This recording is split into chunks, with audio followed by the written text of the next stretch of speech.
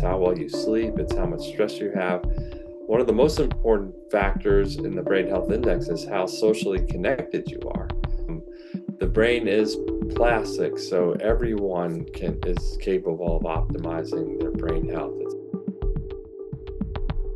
Dr. Mark Esposito, the Distinguished Professor of Neurology, Neuroscience, and Psychology at the University of California. Dr. Mark, it's an honor to speak to you, and thank you very much for accepting the invitation. Thank you for inviting me. Could you talk to us about the prefrontal cortex and its function?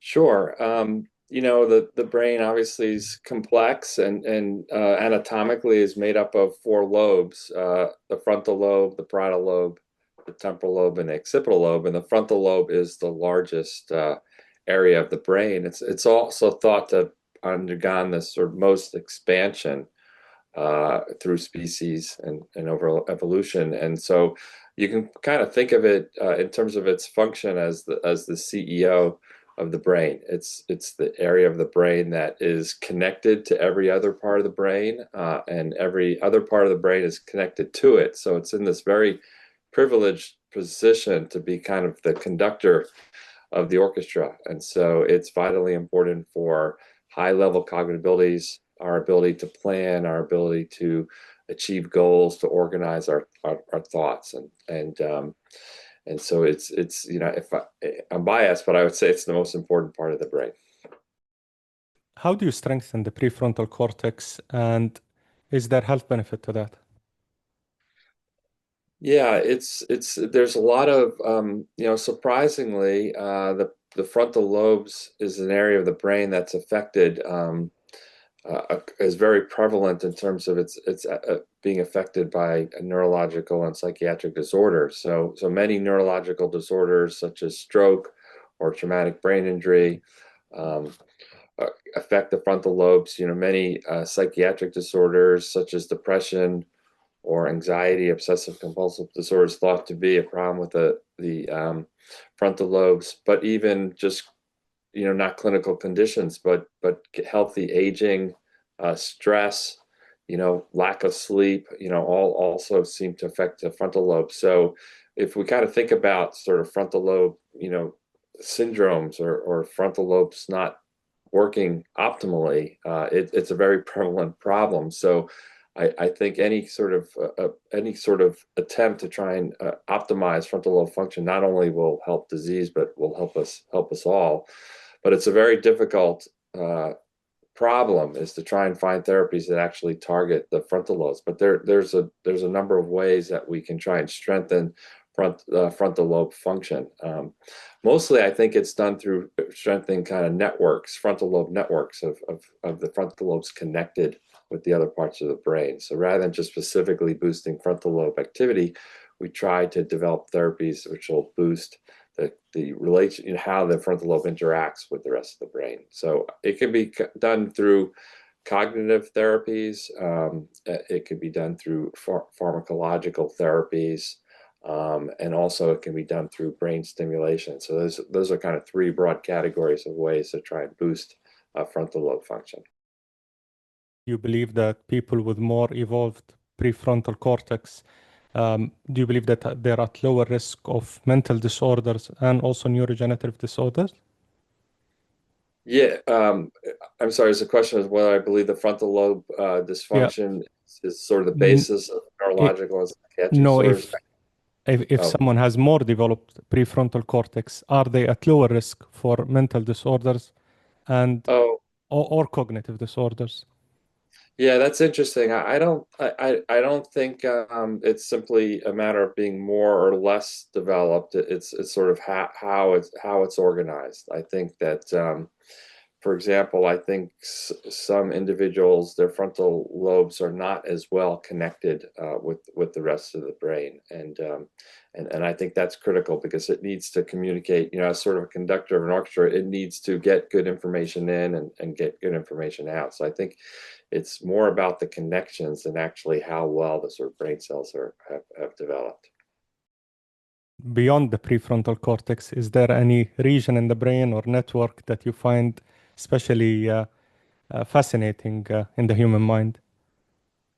Yeah, well, there's thousands of networks, and the brain has this amazing plasticity to adapt. So networks are changing all the time. As we learn something, a motor skill, or learn how to, learn a different language, new networks are formed by the same brain regions reorganizing in new ways. I think what's exciting about thinking of the brain as a network is that it's not really about sort of functionally specialized modules, that there's an area that does this and an area that does that. That is how the brain works entirely. It's how those areas communicate with each other. So you can think of the brain network very much like a social network or an airline network or electrical grid network. And it's how there's some hubs, in the brain and other networks that are very important for communication. And there are other sort of hubs in these networks that are not as important. And I think when we have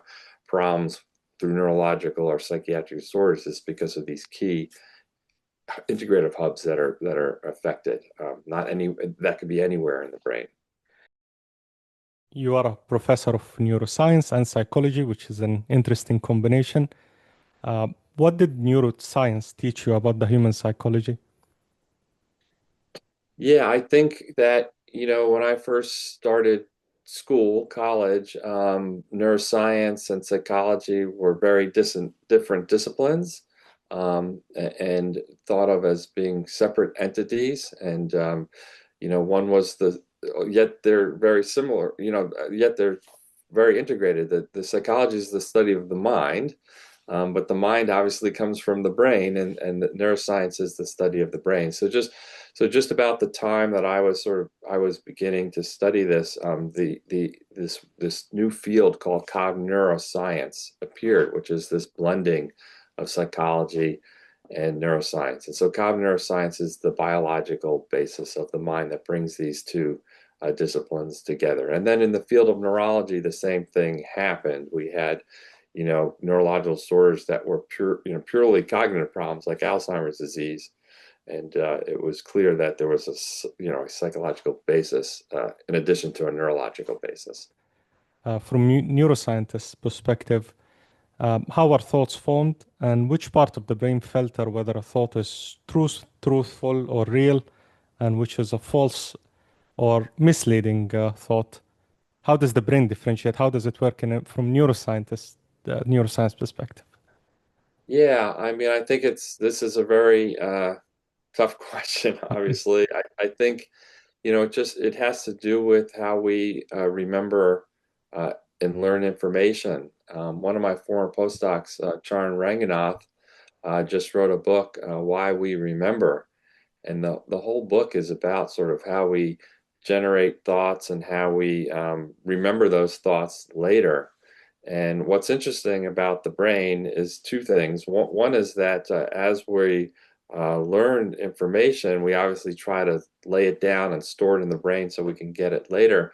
But the brain doesn't remember everything that we've ever thought or everything we've ever, seen. Actually, the brain purposely forgets things because we couldn't possibly store every piece of information that we're exposed to in the world. So forgetting is actually normal. I know as we get older, we start to worry about why are we forgetting a name or why are we forgetting this, but it's actually quite normal for all of us to forget information. You can't remember everything. And so the brain stores as much as it can. And when we generate a thought, we're constantly trying to fact check it with what we've remember, what we kind of stored in the past. So brain is constantly trying to fact check, and sometimes it gets it right, and sometimes it gets it wrong. If we kind of have stored a memory in not a perfect way, the brain may believe, and it comes up again, the brain may believe that it is. So Yes. all it can do is sort of, check with what is stored,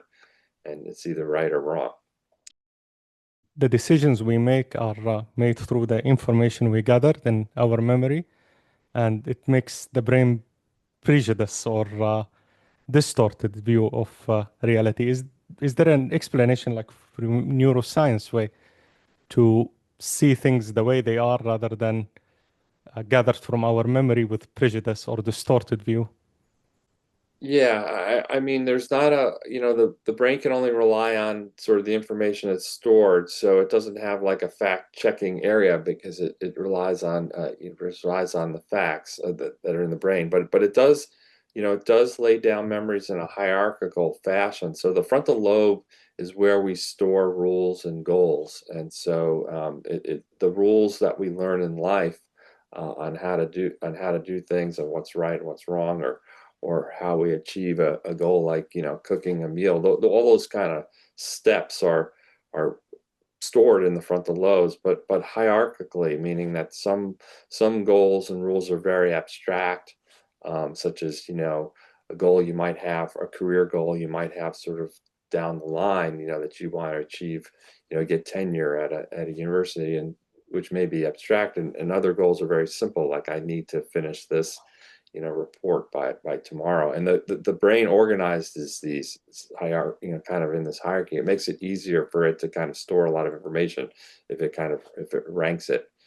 So it ranks it, and then when we are trying to make a decision, we rely on these rules that have been ranked for us, and hopefully make a proper decision based on what we've learned from our past. Could you expand more about this hierarchy? How does it work? Sure. I mean, I think, everything that we do uh, requires multiple steps, and, and requires plans. And so you're constantly kind of using all these different levels of plans. And so if you want to do, like, for example, if you're playing golf and you're trying to, hit a ball to a green, to a flag, it's not, you're thinking about lots of different things. You're thinking at an abstract level, you might be thinking, I'm playing golf because it's healthy and it's really good for me, and that was my goal for the day. On a sort of very concrete level, your goal might just be to get the ball, out of a sand trap that you're in. Same thing with cooking a meal. Your goals are from staying healthy to just like how to boil, a pot of water. And so the brain, that's a lot. In order to achieve something simple like making a meal or playing golf, the way the brain does this, it breaks it down into goals and sub goals and sub goals in order to do that. Otherwise, it'd be very difficult to, if you think of your brain as a computer, to sort of do this without having all these subroutines to sort of do that. So it's a more efficient, any system that's hierarchically organized is more efficient and faster at doing something. How much of this hierarchy changed after a certain age, like after 25, once the brain circuits are developed? Does it change actively as gather new information? It does. I mean, certainly during development, your brain, your frontal lobes, for example, where most of this hierarchy exists, isn't, your frontal lobes are not very hierarchically organized when you're young, and that's what development is all about. And that's probably a good thing. It sort of leaves the frontal lobes open to explore and learn, new rules and goals and contexts, and that's how the young children sort of learn these sort of rules, and then then it becomes more hierarchical as you get sort of older, and then it establishes these goals and sub goals. But very early on, it's not very hierarchical, and all of us who are parents can know that children do things, make faulty decisions because they haven't set up this hierarchy is not set up in their brain, but that's how it gets set up. And then, but it doesn't stop there. It keeps going. I would say that probably those with better frontal lobe function probably have better hierarchical organizing. Those who feel like they're more efficient are probably have frontal lobes that sort of are able to sort of organize better. And then unfortunately, as we get older, it can possibly sort of change, and that's why we want to stay active, as we get older, to keep our frontal lobes optimized. I would like to ask you about stress. Why do many people struggle with stress and ruminate thoughts? What's the neuroscience behind it?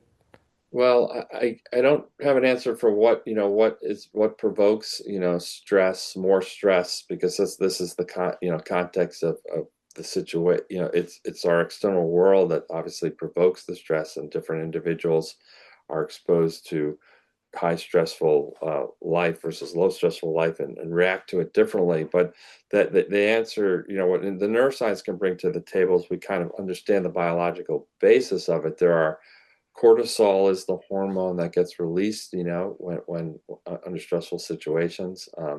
There are these receptors in the brain, and there are there's a lot of cortisol receptors in the frontal lobe. So continued stress is detrimental to the brain because these receptors are being overactive and kind of in a way getting burnt out over time. So it's been shown over and over again that there's actually change in the neuronal function in the frontal lobes in individuals that have been under very stressful situations for a long period of time. But that also suggests there's something we can do about it, that there's a biological basis for it.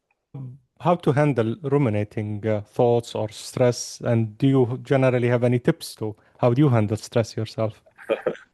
Yeah, I mean, I think what's evolving in terms of stress, obviously, we always think of sort of pharmacological approaches. What can we do? We if there's increased cortisol or if this neurotransmitter is up, then can we give a block? Can we block it? For example, like beta blockers obviously help Yeah. those who have stage fright, and that's directly acting on this stress system. But there's obviously non-pharmacological approaches, and I think the more we've learned about the brain-body relationship, I think we're learning sort of ways to biologically influence the brain that are not pharmacological. So, for example, respiratory, controlling your respiratory, your breathing. The brain and the lungs are completely tied together, and sort of respiratory rate is kind of a readout of the brain. And so controlling your breathing for high performance athletes, that's sort of the biggest thing that they can do when a baseball player is walking about to get up at the plate. That this is something that controlling their breathing is the biggest thing they can do to sort of lower their stress. What we found when we were doing cognitive therapy to improve frontal lobe function in traumatic brain injury patients was that when we added mindfulness training to their therapy, it was better than just doing the cognitive therapy. So the cognitive therapy was just trying to improve their cognitive function, but adding that component of meditation and mindfulness boosted sort of the cognitive therapy. So And it's clearly related. what type of mindfulness or meditation did you do in that experiment or research to strengthen the prefrontal cortex? Yeah, it turned this was a mindfulness program that was developed by at University of California, San Francisco, and was particular to the psychologists there who developed. But it turns out it's there's not a specific type. Almost any type of mindfulness or meditation work. There's not a specific type, just because they all seem to have the same type of approach. So we're not sort of advocating there's any one type, but whatever is most comfortable, whatever people like to do is really probably the best one. Same thing with exercise. The enormous benefits of exercise on the brain doesn't really depend on the particular type of exercise, whether it's walking or dancing or running or biking. They all have some similar effects. So my advice is to do the one that you like doing. Is there anything other than mindfulness or meditation that would strengthen the prefrontal cortex and cognition the same way? Well, there's very specific brain exercise that can be done. There are brain training, brain exercises that are being developed all over the world to try and strengthen frontal lobe function. We've used one called goal management training, which has been developed at the University of Toronto. There's another one called SMART training, which is developed at the University of Texas, Dallas, and there's a project that anyone can go on for free and participate in these brain training exercises. And it's not meant for individuals with neurological and psychiatric disorders. It's meant for you and I that are just healthy and want to optimize our brain function. It's had the Brain Health Project, which is trying to promote brain health, has had individuals from 18 to 90 something. And I think there's over 30,000 people who have enrolled from all over the world, 30 or 40 countries. So it's online, it's very accessible. And those are specific kind of brain exercises that could sort of boost and optimize cognitive function. Could you give us some examples? Yeah, there's very many different types. It ranges from very specific ones, like, teaching you how to plan and organize, and for example, how to plan and organize an event like a family reunion or just cooking a meal, because we do, some of us do it sort of haphazardly, and sort of it teaches you how to sort of set up sort of subtasks and tasks, and how you organize a goal, a goal that you have. That might be one sort of training. Other ones try and boost reasoning, how we kind of reason, when we have a problem, how we sort of reason through it in a very organized kind of way. It's not, the goal of all these kind of therapies is for it to generalize. It's not trying to just improve what we're training you on. It's trying to boost your overall reasoning skills. If we get you really good at doing some crossword puzzles, and it's only good at helping you on crossword puzzles, that's not going to help you in daily life. So all of these therapies are trying to sort of generalize to the real world. And so that's why not everything works. If you type in brain exercises on Google, you'll get hundreds and hundreds of them, but only a small number of them have been sort of tested at universities and shown that they will generalize to the real world. Talk a little bit about neuroplasticity. Is that something that can be measured? And first of all, what is neuroplasticity, and is that something that can be measured or tested? Yeah, but neuroplasticity or brain plasticity just means is that your brain is capable of changing and adapting.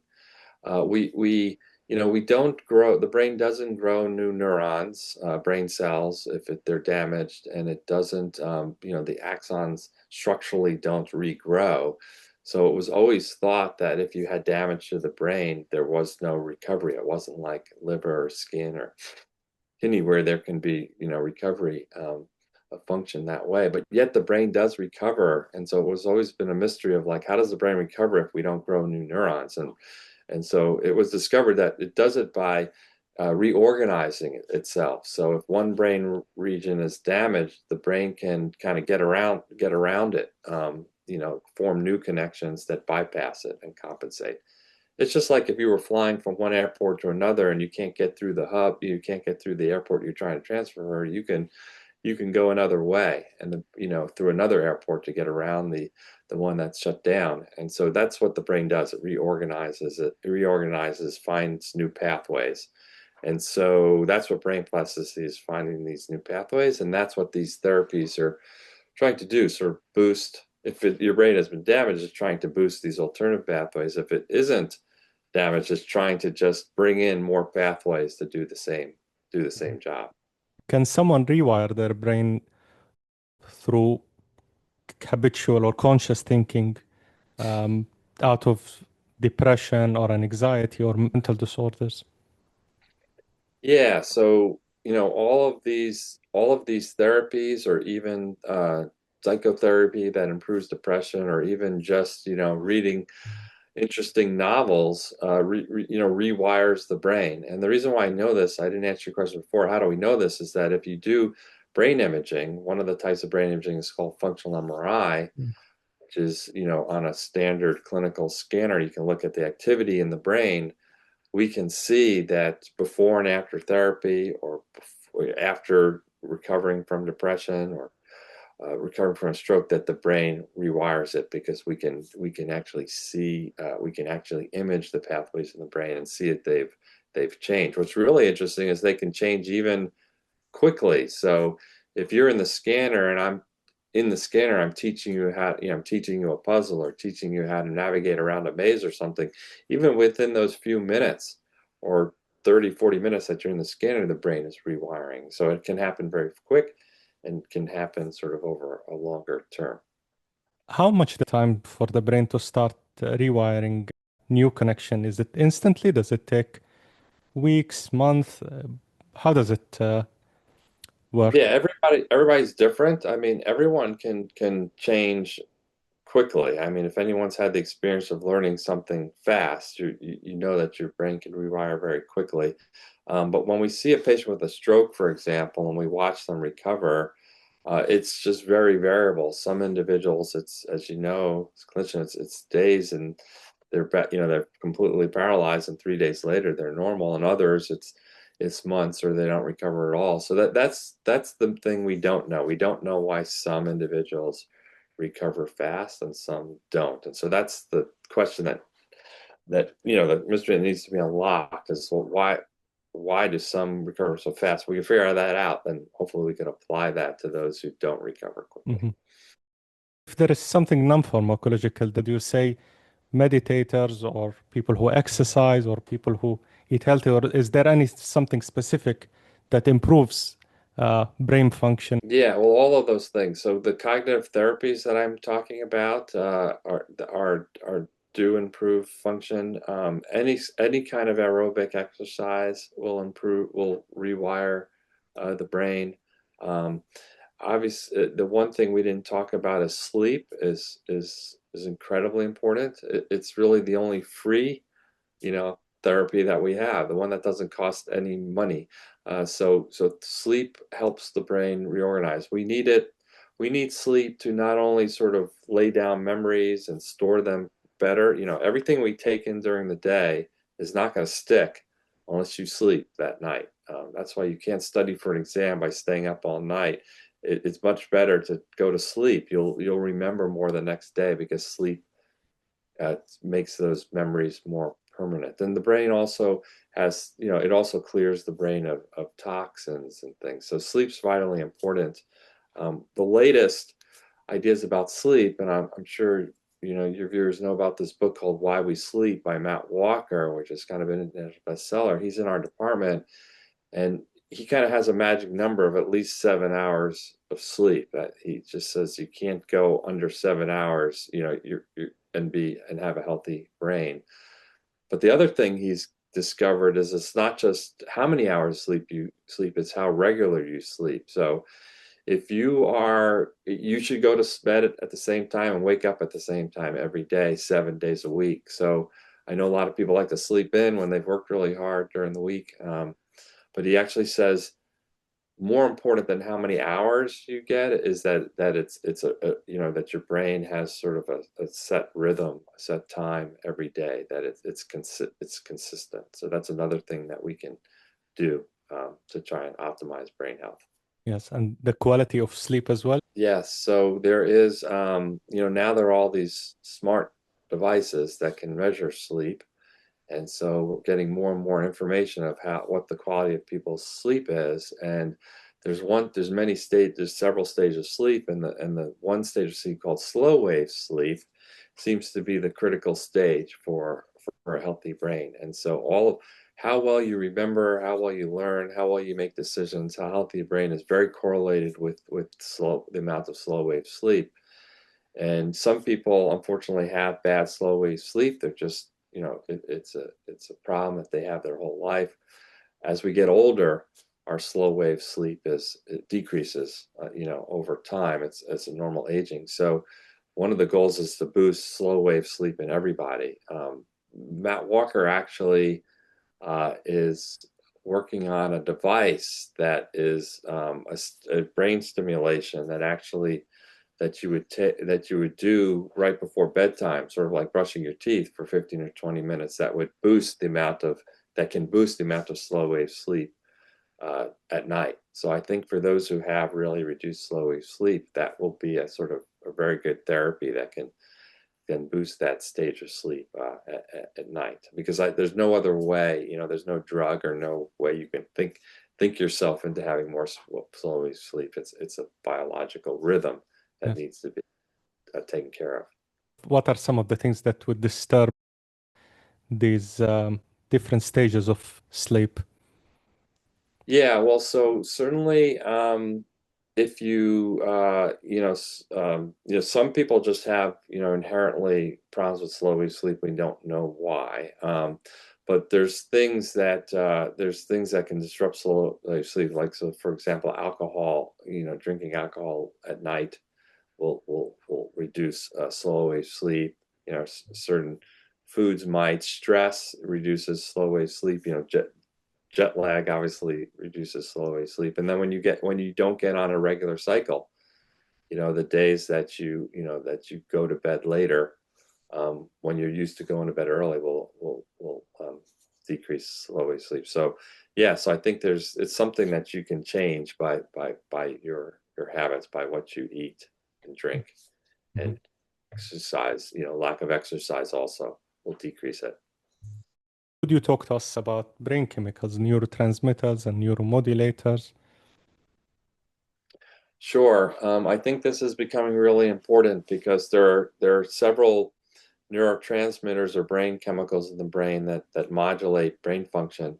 Some of the big ones are uh, acetylcholine, norepinephrine, dopamine, and it's been known for a long time that these are very important for neurological and psychiatric disorders. The mainstay of most psychiatric disorders, as you know, is boosting, serotonin. For depression, for example, is boosting serotonin in the brain. Um, Dopamine is very important for frontal lobe function because there's more dopamine in the frontal lobes than any other part of the brain.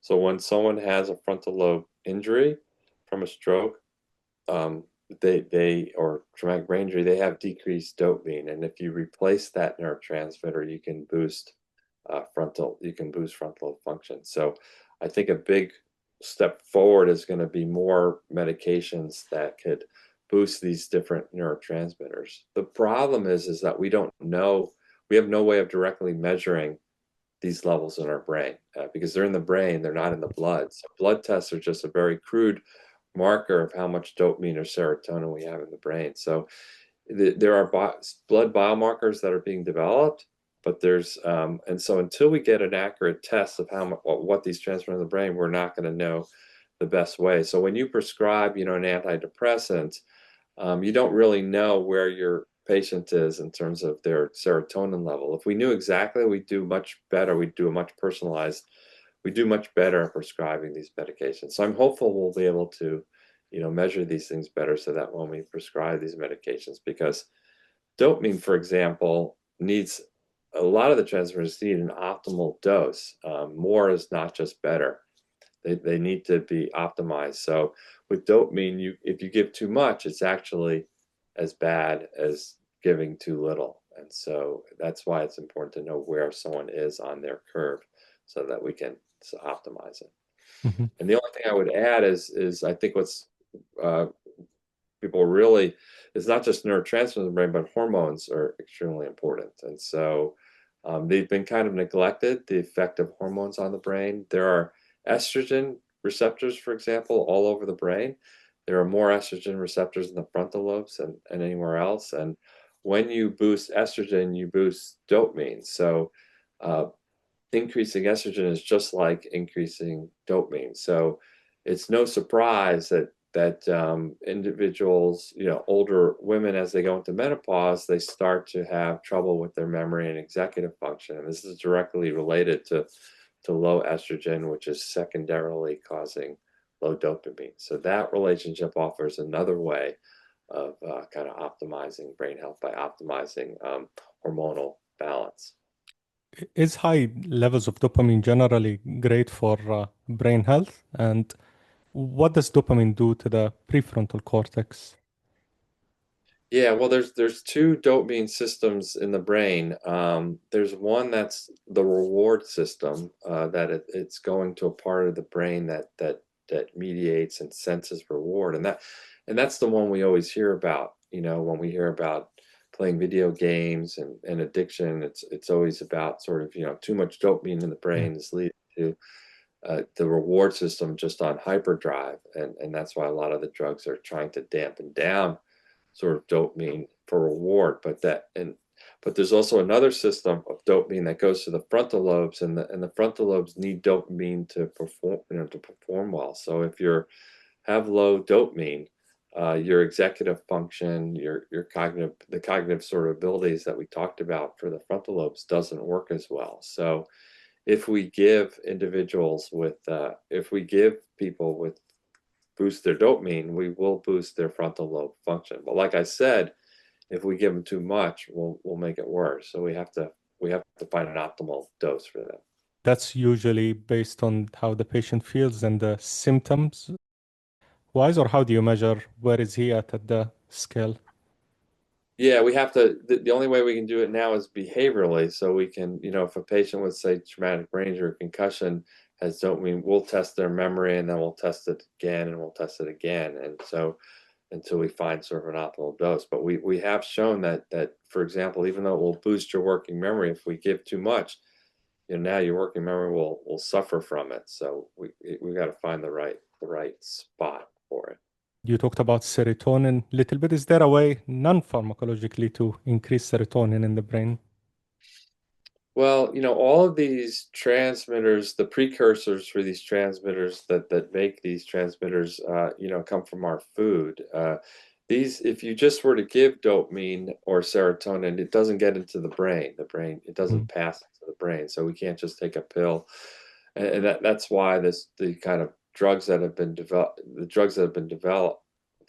sort of are targeting the receptors in a way that gets into the brain, but not through the food. So unfortunately, there isn't any one type of food that you can load up, and get enough of these transmitters into your brain. I think the goal with food is to just to optimize the amount you get in. You just don't want to get too low. I think some people have diets that are deficient in these transmitters. So what they can really do is make sure they're not deficient in serotonin or dopamine or Yes. acetylcholine. Do you have any thoughts about the tryptophan, how it goes boost serotonin in the intestine and go through the afferent vagus nerve? Yeah, I think the vagal nerve stimulation is very interesting because it gets back to sort of the mind brain, the brain That body connect, yeah. connection. And so absolutely, I think controlling sort of what the vagal nerve and its control of heart rate and respiratory rate is absolutely sort of a way into sort of improving brain function. So I've seen a lot of really interesting studies that make me hopeful that we'll be able to do it. Now basically, when we learn how to, control our breathing or control our heart rate, what we're doing is we're controlling our vagal nerve. But if we can do it in sort of a more precise way with a stimulator, I think that'll be an incredible therapy down the road. Is there a way to see how active or how functional the vagus nerve is? Is it more towards the sympathetic, overactive sympathetic nervous system or parasympathetic nervous system? Is there a way to measure that?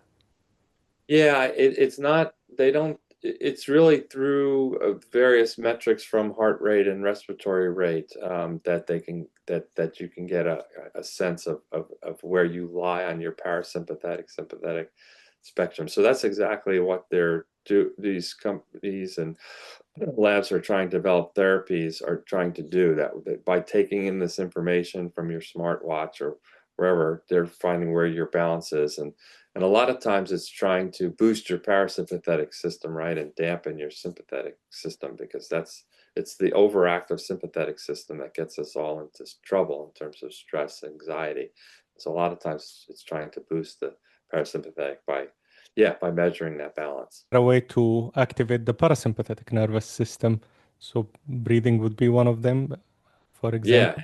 all the techniques that get your breathing down and get your heart rate down are dampening the parasympathetic system. And so, the way companies are trying to do it, there's a company called Neuroscouting in Boston, is through kind of these closed loop biofeedback ways. Is like if you yourself try to dampen your breathing, we all have strategies. If we say sort of relax, try to control your breathing, we have ways that we do it, but we're not getting any feedback if we're sort of doing it Yes. well or not. And so they have systems where you can see, you have these virtual goggles on, there's kind of a bullseye, and you see like you're out here, and you learn to sort of get it, to the middle. So when you get that sort of feedback, I don't know how how your brain does it, but you're able to sort of learn how to control your breathing when you can see that there's a target that you're aiming for. We spoke about mindfulness and meditation, and I wanted to ask you, what kind of changes do you see in functional MRI from your experience for someone who's a meditator or practice mindfulness?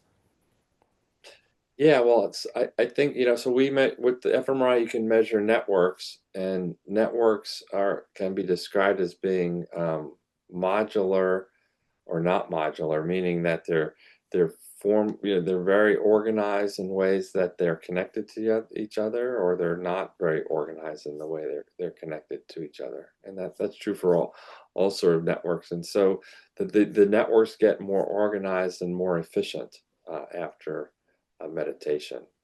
But they also get more organized and more efficient after sleep and after exercise and after doing brain training. So all of these things sort of take kind of a more chaotic, kind of disorganized network and allow the connections to be more organized so they can pass information better. And if you think of it as through a social network, airline network, or looking at the traffic, it's the same thing. It's trying to make it communication more efficient. What's the neuroscience behind it that a meditator or someone who practice mindfulness would have a more calmer state than the average person? And Yeah, I don't think we really know the biological basis of it. We're just observing these changes. We don't know if it's we don't know biologically what's triggering these changes in networks. We don't know if it's through, it could be through, changes in neurotransmitter levels. Neurotransmitters kind of are synthesized in the brain stem, and then they kind of project to the whole brain. So they send out a signal to the whole brain. So it may be mediated through, boosting various combinations of neurotransmitters. It also could be done locally through, nerve growth factors and astrocytes that kind of form the kind of, igloo of the whole brain. So it may be just something that is sort of more local, but it's something that's global. It's not something that's, it's not something that's specifically targeting one part of the brain. It's something that the whole brain, it's a mechanism that involves the whole brain. that how to optimize cognitive function and brain health, especially as we age. Yeah, I mean, I think the message I would get about brain health is that the brain is plastic, so everyone is capable of optimizing their brain health. It's not something that's limited to a certain age or a certain person.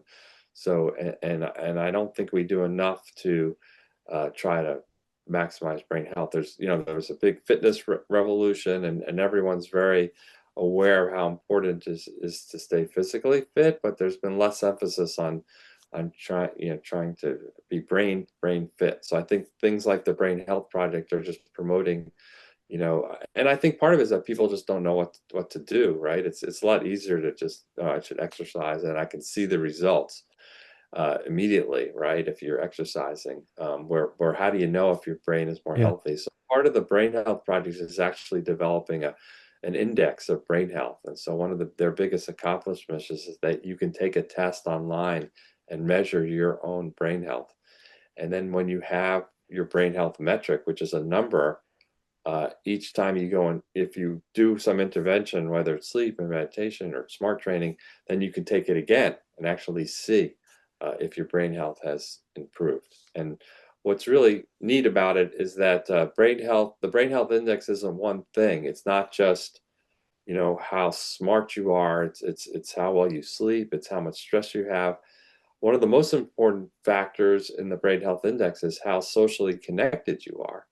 So those who have more social connections, more friends, more interactions with others, actually have a higher brain health index. So, and that's something we can all, strive for. That doesn't require a Mhm. medication. Do everyone focus on improving their memory, but not trying to improve their attention? And do you believe improving attention can improve brain health? Yeah, I think there is too much focus on memory. I think memory is the obvious thing, that we can think about. We can measure pretty easily. Either we remember where our keys are for our car, or we don't. And so that's sort of, but we don't sort of know how to measure, so our attention, how well we can sustain attention, how well we can multitask, how well we kind of are not distracted. That's harder to measure. Certainly when in a doctor's office, those things are not tested, right? We don't test brain health very well as doctors. So we don't really know what to say. We can't tell our patients, oh, your attention's not so great. But to me, that's what the frontal lobes, those are all the things that the frontal lobes do. And those are the things we should be concentrating on. Boosting your memory just lets you remember things more. It doesn't help you make better decisions, doesn't help you concentrate more, doesn't make you less distractible, which are all the problems that we have in daily life. So yeah, I agree. The focus should be on these other cognitive abilities. But we Mhm. first have to have a way of measuring it, and there are ways. We just have to teach doctors and people how to measure it.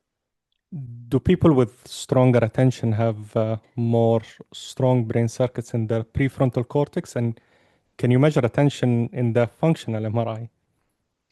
Yeah, so people with a better attention do have stronger frontal lobe networks, but attention is a multifaceted ability. It's not just one thing. I mentioned that one type of attention is your ability to sustain attention, right? Can you just stay focused on something for a long period of time? That's a type of attention. There's a different type of attention is can you filter out distracting information? You might be able to sustain it, but if every time, something distracts you, you get off track, that's a problem as well. And then you also have to be able to, go back and forth to multitask. And there's different circuits in the brain for these different types of attention. So when we develop, therapies for attention, we're trying to improve all of these abilities. Some people might have problems with one type of attention, not another. For example, when we get older individuals don't have a problem with sustaining their attention. They have more of a problem with uh, weeding out what's irrelevant. They have more problem with sort of filtering out what's distracting as opposed to paying attention. So what we work on is that part of their attention. Others might have a different type of attention problem. Mhm. To what extent do you believe environmental toxins that we're all getting exposed to, some more than others in some regions, that driving neurodegenerative disease and dementia and Alzheimer and Parkinson and all other kind of neurological diseases? Yeah, I mean, I think what I've learned by being a neurologist for so long is that there isn't one cause for any neurological disorder. We've been trying, I've been in practice for, over almost 40 years, and we're not any further ahead in curing Alzheimer's disease than we were when I was a resident. And early on, it was thought that we were going to find the one cause, right? There's one gene, there's one neurotransmitter that's off, there's one thing. And that's not true for Alzheimer's disease or multiple sclerosis or Parkinson's disease. These are all multifactorial disorders. And so I think that one of the factors, can so many things can contribute to the disease. And I do believe that our things in our environment are contributing to it. It's not gonna be the only cause, but it's gonna be one of many causes. So the only way we're gonna battle this and cure these diseases is to take care of all of these factors that are contributing. If someone develops some or knows someone who develops some form of dementia or neurodegenerative disorder, is there a way to slow the progression of the disease?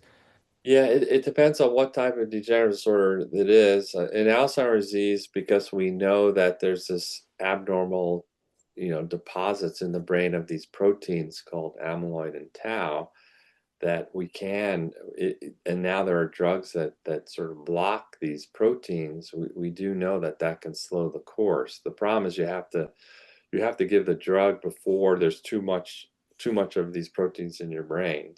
So once it's in the brain, these drugs can't remove it. So the strategy is to try and identify it very early so that you can block it so it doesn't accumulate in your brain. And so with these new PET scans that can image these proteins, if we do them earlier before individuals have symptoms, then it's kind of a preventative. We're kind of trying to prevent, you can sort of prevent it. And so I think the focus has been in a lot of neurology. There's this new term called preventative neurology, is Yeah. trying to act before it's too late, and that could be just as can be effective, even though it doesn't cure the disease. Yes, and that's part of also what brain health project? It's similar. The idea is that if we can, if we take this brain health index, if we all take it, sort of once a year or twice a year, then we can pick up on ways that our brain might not be healthy, and so that we can act on it sooner. By the time you've diagnosed, if you find out about when you're diagnosed with Alzheimer's disease, it's too late. So rather than be on the defensive, and trying to prevent disease, the idea is to be on the offensive and try to be try to optimize early. And so the only way we're going to catch anything early, and that's why all of medicine is most successful when it detects things early. I mean, all of cardiology has been so successful, right? Because we know that things like lowering your blood pressure and lowering your cholesterol early make a big difference later. So we're trying to do the same thing that cardiac health succeeded on, is preventing, finding out what are the factors that we need to act on early. We just don't know. We talked about 10 or 15 of them today. We don't know which are the most important. Talked about one of the things that damages the prefrontal cortex is traumatic brain injury, and that's very common in competitive sport. If someone got a concussion or some form of traumatic brain injury, is there a way to reduce the risk later in life? Yeah, I mean, I think concussion's a very prevalent problem. Millions of people I know in the United States suffer concussion every year.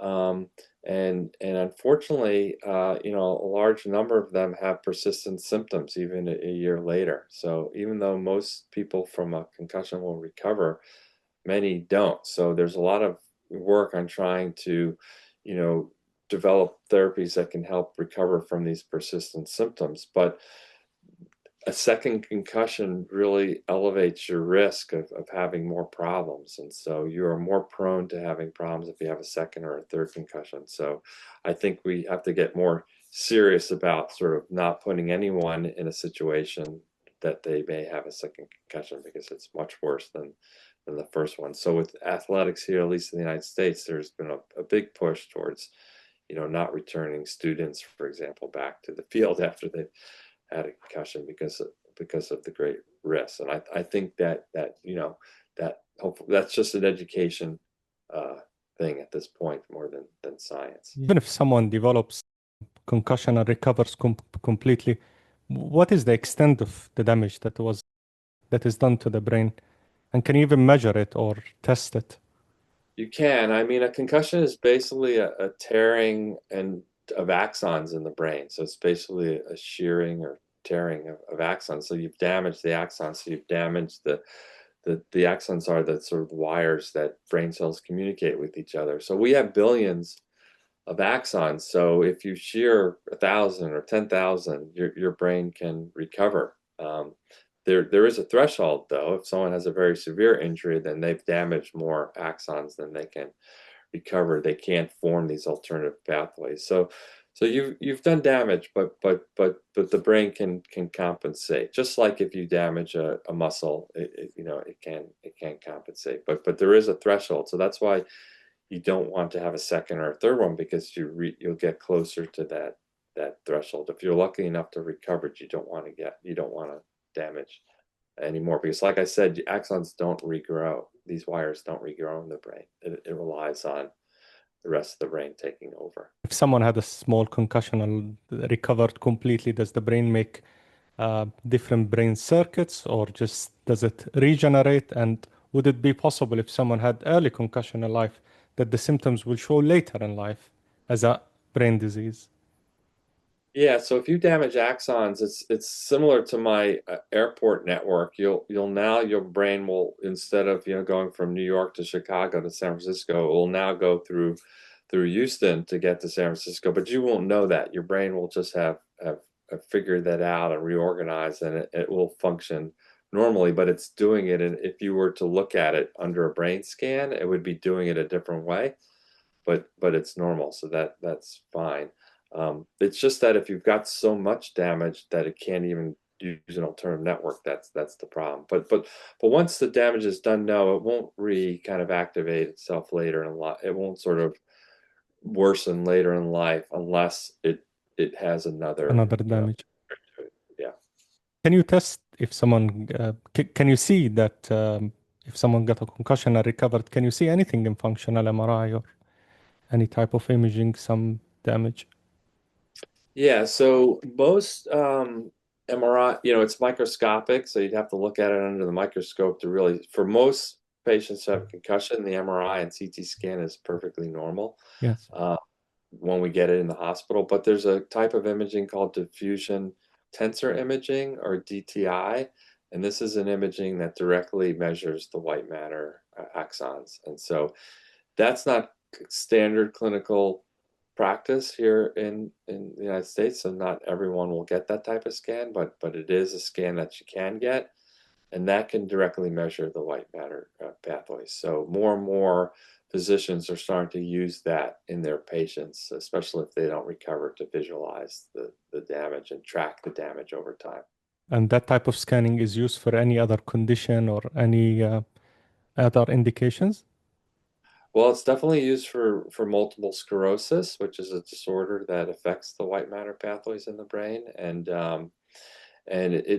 it's useful really in neurodegenerative disorders as well, because it sort of follows that, when Alzheimer's disease, even though it's a degeneration of the neurons, then after the neurons degenerate, then the white matter tracks degenerate as well. So it's a useful tool for a lot of different neurological disorders. Okay. Is there anything important or something you would like to cover that I didn't ask or you think we didn't talk about? No, I think we cover a lot of ground. There's nothing that's really popping out that we didn't talk about. Yes, well, very good. And could you tell us where people can find you, find your work and your research, and where they can follow you? Yeah, well, I think Google searches are pretty. If you just type my name in, it finds it pretty easily. At Despolab lab is where I have made a page that has all of my scholarly work and collaborations and some of the links that we've been talking about, like Brain Health Project. Do you do anything else in that lab as well?